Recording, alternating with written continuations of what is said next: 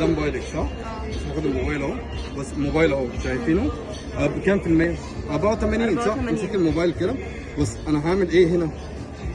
شاحن وواصله كده، دي الوصله بتاعتها ماشي. امسكي بص، مجرد لو خدت الموبايل كده وحطيته على الوصله هتلاقيه بيتشحن.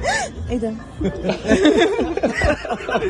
الوصله اهي، ما ينفعش الموبايل يشحن لوحده صح؟ بس انا هعمل كده. ايه ده بقى؟ بقول لك ايه ده بقى؟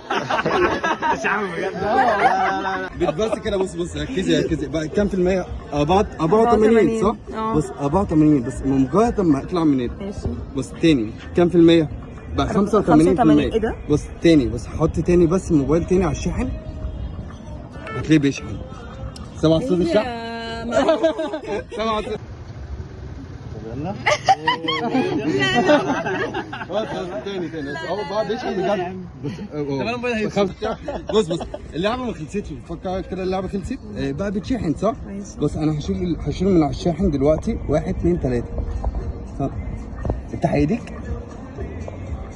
الموبايل اهو مفتوح اهو. لو عايزه تقفليه هتقفليه ايه؟ من هنا صح؟ من هنا انا هحاول اقفله من غير ما المس الموبايل. بس 1 2 3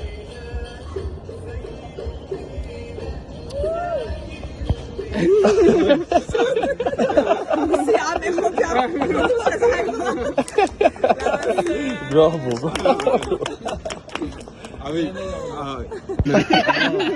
الموبايل اهو اطلع. بص تاني بص تاني اهو. طب هو لو انا بص لا بجد. بص 1 2 3 بص هعمل كده تاني.